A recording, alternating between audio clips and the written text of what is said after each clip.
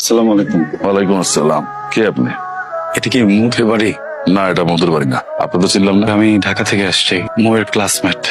এখন মুখে কি একটু ডাকা যাবে? ওর সাথে একটু কথা বলতাম। আপনি তো মোয়ের মামা, তাই না? মোর সাথে তোমার দেখা হইব। যাও গো তুমি। 1 মাস ধরে মো ক্যাম্পাসে আসছে না। আমি তুমি যেখান থেকে আসছো সেখানে চলে যাও তো বাবা, যাও যাও। মৌ নাই, নাই মানে? মৌ মারা গেছে। এই চলো ভিতরে চলো।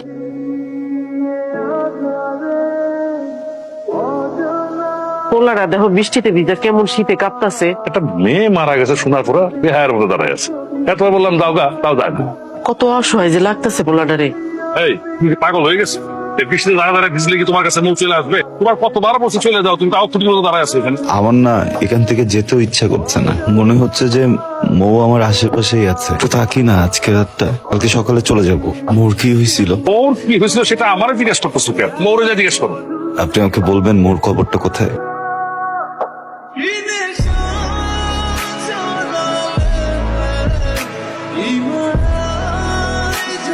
মো, মো, আমার অনেক কান্না পাচ্ছে মো, বুক ভেঙে কান্না আসতেছে। আমি তো তোমাকে অনেক ভালোবাসি না? এত ভালোবাসার পরে কেন আমাকে ছেড়ে চলে আসছো তুমি? আমি কি অনেক বড় ভুল কিছু করে ফেলছি? আমাকে একটাবার বলতা। মো, তুমি কি আমার কথা শুনতে পাচ্ছ মো? তুমি কি একবার আমাকে একটু স্পর্শ করতে পারবো মো? মো, তুমি আমাকে শুনতে পারতেছো মো?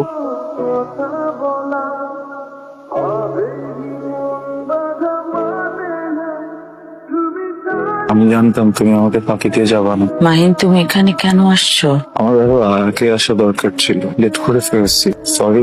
আমি তো কোথাও যেতে পারবো না মাহিন, আমাকে এখন চলে যেতে হবে কোথায়? নতুন ঠিকানায়। তুমি আমাকে ছাড়া বাঁচতে পারবো না? আমাকে ছাড়া কিভাবে মরে গেছো মৌ? আমাকে নিয়ে যাও প্লিজ, একা একা থাকতে পারবো না আমাকে এখন যেতে হবে। প্লিজ।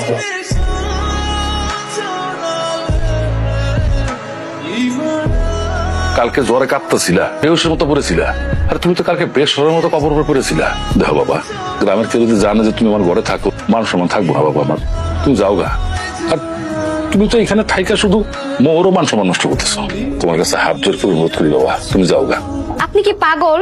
খাবারটা খায়ালন, খাওয়ার পর ওষুধ খেতে হবে। আপনার গায়ে অনেক জ্বর। আপনি যদি খাবারটা খান তাহলে আপনার একটা খুশির সংবাদ দিব।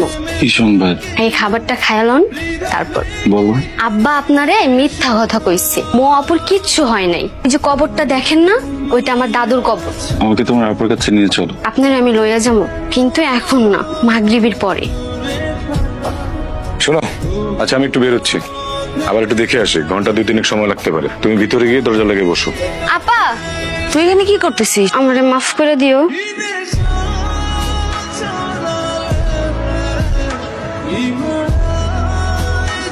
আরশি, নিয়ে আসছিস কেন রে? নিয়ে যা এখান থেকে, তাড়াতাড়ি নিয়ে যা। তোমার সাথে একটু কথা ছিল। মাহিন, তুমি এখান থেকে চলে যাও। কেন করছো এমন? এখন এগুলা কথা বলার সময় নেই, তুমি যাও এখান থেকে, যাও। আমার তো কিছু কথা ছিল, আমি উত্তর না নিয়ে যাবো না। ঠিক আছে, থাকো।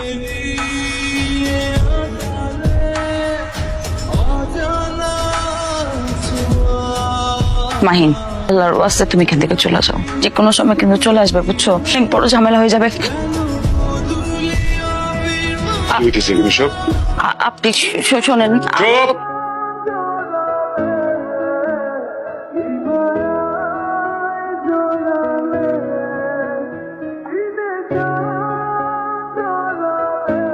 কি নাম তোমার? মৌ। সুন্দর। ভয় পাইছো? ভয় পাইছো? ভয় পাওয়ার মতো কিছু নাই।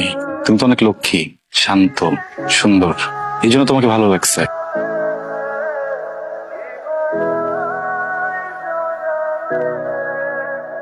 তাই মৌ, চল চল যাই। কই গেল সব? চলে গেছে। কেমন আছো তুমি? ভালো। আমি ভালো নাই, গতকাল থেকে অনেক জ্বর। তোমার জন্য কাউকে যদি কিছু বলতে চাই আর বলতে না পারি, তখন খুব জ্বর আছে। আই লাভ ইউ মো, অনেক ভালোবাসি। তোমার সরলতার প্রেমে পড়ে গেছে। সরি, জোর করে তো ভালোবাসা পাওয়া যায় না, তাই না? It's okay. আমি আর কখনোই এসব বলবো না বা তোমার সামনেও আসবো না। ভালো থেকো। আসে। I love you two.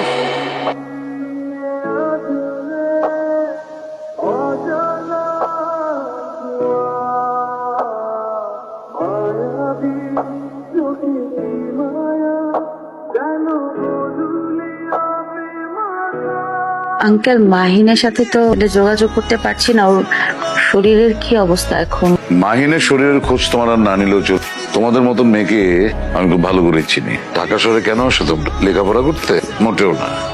তোমাদের একটাই টার্গেট থাকে যে ঢাকায় এসে একটা বড় লোকের ছেলে পটানো। তোমাদের মতন মেয়েদের জীবনের লক্ষ্য তো একটাই, টাকা, শুধু টাকা। তোমার কথা বলছি না। আমার জীবনে এই প্রথম একটা মেয়ে দেখলাম যার একদম টাকার প্রতি কোনো লোভ নেই, একেবারেই নেই, কিন্তু যার লোভ আছে আমার সবচেয়ে দামি সম্পদের দিকে। ঠিক Shut up! কি ভেবেছো তুমি? তুমি আমাকে বোকা? তুমি গ্রাম থেকে উঠে এসে আমার ছেলেকে তুমি পটিয়ে ফেলবে, আর আমি বুঝবো না? তোমাদের কাছ থেকে একটা 2 দিন পর পর ডেট করা, তারপর হঠাৎ করে পেটে বাচ্চা নিয়ে বাসায় এসে বলবে যে মাহিনের বাচ্চা। দাঁড়াও, বাইরে আমার 4টি পালা কুকুর দাঁড়িয়ে আছে। তুমি যদি ওদের খাবার হতে না চাও তাহলে আজ এক্ষুনি তুমি শহর ছেড়ে চলে যাবে। আর কখনো তুমি মাহিনের সাথে যোগাযোগ করার চেষ্টা করবে না। যদি করো তাহলে শুধু তুমি না, তোমার মামার বাড়ির সবাইকে সহ একদম মাটির 3 হাত নিচে আমি গেড়ে দেবো। তুমি জানো সেই ক্ষমতা আমার আছে।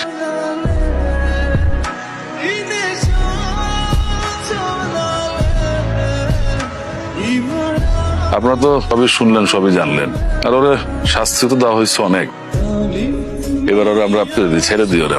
মামা আপনি এটা কি করতেছেন? ওরা এত বড় সাহস আমার বাড়িতে ঢুকে আমার বই লাগে যাতা খুশি করবো? ওরা এত বড় সাহস কি বলবো? খবরদার, কি করলি? ওর গায়ে কোনো হাত দিবেন না। কি করলি? আমার যত খুশি মার, কিন্তু ওর গায়ে কোনো হাত দিবেন না। আবার কথা? আমি বাজারে নিয়ে তুলে রাখি। আপনি শোনেন এখান থেকে রামগমন্দির কি? আপনি আমার গায়ে হাত তুলতেছেন কিসের জন্য? ভুল আমি করছি। আমি তোর লগে অনেক বড় অন্যায় করে ফেলেছি রে মা। তোরে আমি এই পশুটার কাছে বিয়ে দিছিলাম। আমার হচ্ছে মাফ করে দে মা। আমি শুনছি এতদিন এই শয়তানটা তোরে অত্যাচার করে, কিন্তু আজকে নিজের চোখে যখন দেখলাম তোরে আর এই বাড়িতে আমি রাখব না, তোর আমি নিয়ে যাবো। কিন্তু তোরে ওইলে যাবো রে মা। আমি নিয়ে যাই ওরে। ওকে আমি নিয়ে যাই। আমি ওকে অনেক ভালো রাখবো, অনেক আদরে রাখবো। মানুষটা তো আমারই। কিভাবে যেন আমার কাছ থেকে অনেক দূরে চলে আসছে। আমার মানুষটাকে আমার কাছে ফিরে দেন না আঙ্কেল। এখন আমাকে বলতেছো নিয়ে যাবা? মাইয়া তো আমার বিবাহিতা। 2 দিন পরে যখন তোমার কথাটা মনে পড়বো তখন যে তুমিও পশুটার মতো লাগে আচরণ করো আর কি গ্যারান্টি আছে? আঙ্কেল আপনি ওকে আরো 100টা বিয়ে, আমি তখন ওকে এইভাবেই ভালোবাসবো। আমি না ওকে কোনো স্বার্থে ভালোবাসি না। আমি ওকে ভালোবাসি কারণ আমি ওকে ভালোবাসি। ওকে ভালো রাখার জন্য যা করতে হয় সবকিছু করবো আঙ্কেল। একবার ওকে হারাইছি, আরেকবার ওকে হারাইতে পারবো না। এত যখন ওরা ভালোবাসো, যদি ওরা সুখে রাখতে পারো তাহলে যাও, নিয়ে যাও। নিয়ে যাও মানে কি মামা? আমার সিদ্ধান্ত কোনো দাম নাই? ইউনিভার্সিটিতে পড়তে গিয়ে মানুষটা আমাকে ভালোবাসে, আমিও তাকে ভালোবাসতাম, কারণ মানুষটা আসলে ভালো। কিন্তু তার পরিবার আমাকে কোনোদিন মেনে নেয় না, আমাকে বাধ্য করছে তার কাছ থেকে দূরে চলে আসতে। না তোমাদের কাছে তোমরা মনে করছো যে এখন যে বিয়ে দেয়া, তোমাদের সিদ্ধান্ত মেনে নিছি, যে মানুষটার সাথে সংসার করলাম, প্রথমেই বুঝায় বললাম আমার স্বাভাবিক হওয়ার জন্য সময় দরকার। সে আমার কথাটা বুঝলো না, সে আমার সিদ্ধান্তে কোনো মূল্য দেয় না। তুমি আবার এই মানুষটার কাছে আমাকে তুলে দিতেছো। আমার সিদ্ধান্ত কি কোনো দাম নাই মামা? আমাকে কেউ জিজ্ঞেস করলো না একটা বারো আমি কি চাই। মাহিনা, আমি তোমার ব্যাপারটা আমি বুঝতেছি তুমি কত কষ্টে আছো। আমি ছোটবেলা থেকে এটাই জানি যে এই মানুষের বিয়ে একবার হবে। আমার তো বিয়ে হয়ে গেছে মাহি। আমার স্বামী খারাপ হোক ভালো হোক, আমার সংসার তার সাথে করতে হবে। আমি এই সংসারে যখন পা রাখছি, এখান থেকে বের হবে শুধু আমার লাশ।